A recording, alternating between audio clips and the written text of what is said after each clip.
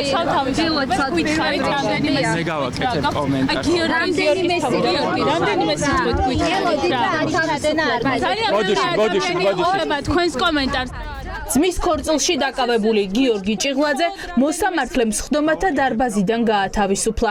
პროკურატურა საპატიმრო გირაოს ითხოვდა, თუმცა სასჯელი შემსუბუქდა.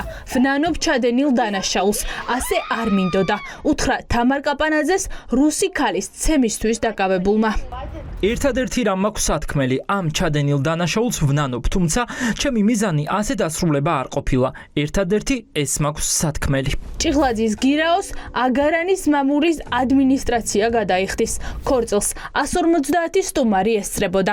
ყველა ამბობს, რომ პროვოკაციის საწყის ეტაპზე, როცა ქალებმა ფანჯრიდან ფურთხება დაიწყეს, დასახმარებლად ადმინისტრაციას არაერთხელ მიმართეს, თუმცა დროული რეაგირება არავის მოუხდენია. მომხდარი ფაქტის შემდგომ არის სამწუხაროდ ზარი 112-ში შესული.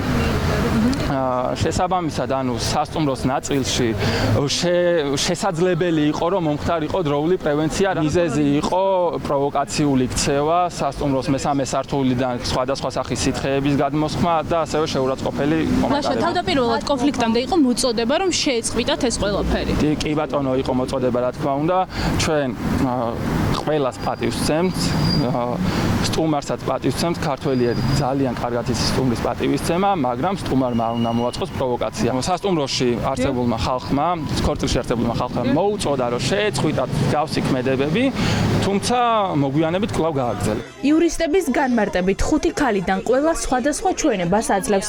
გარემოებები იდენტური არ არის. საქმის პროკურორი კი ვერ პასუხობს კითხვას, დადგება თუ არა დღის წესრიგში რუსეთის მოქალაქეების პასუხისმგებლობის საკითხი. გიორგი ჭიღლაძე ამბობს, რომ ქალმა მას დაზიანებები მიაყენა. მათი პასუხისმგებლობის საკითხი დადგება დღის წესრიგში, იმიტომ რომ იქ იყო პროვოკაცია, როგორც ამბობს დაცვის მხარე, იყო სიტყვიერი შეურაცხყოფა, სხვადასხვა სითხის გადმოსხმა. მიმდინარეობს გამოძიება, აქტიურად ტარდება საგამოძიებო მოქმედებები, მათ შორის იკითხებიან მონაწილე პირები.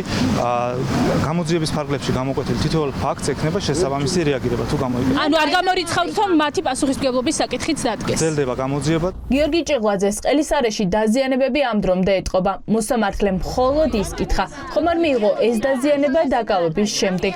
პროკურატურამ კი ქვეყნის დატოვება არაუკრძალა ქალს, რომელიც კონფლიქტის საწყის ეტაპზე სიძის ძმას ყელში წვდა და ეს დაზიანება მიაყენა. ქვეყნის დატოვება აიკრძალათ ამ ადამიანებს?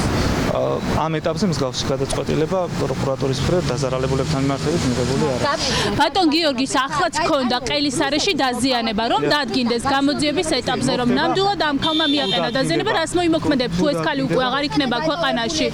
გისმენთ, გითხარით ამაზე რაღაც? გასაგებია ვინმეს მხრიდან დანაშაულის ჩადენის ფაქტი დაუყოვნებლივ მოხდება დამნაშავების პასუხისმგებლობაში. როგორ ბატონო ბექა, თუ ქვეყანა დატოვებული ექნება ამ ადამიანს? აგარანის მამულში საგამოძიებო მოქმედებები რამდენჯერმე ჩატარდა. ამოღებულია ათობით სამეთვალყურეო კამერების ჩანაწერები, რომელიც საქმეში მთავარი მტკიცებულებაა.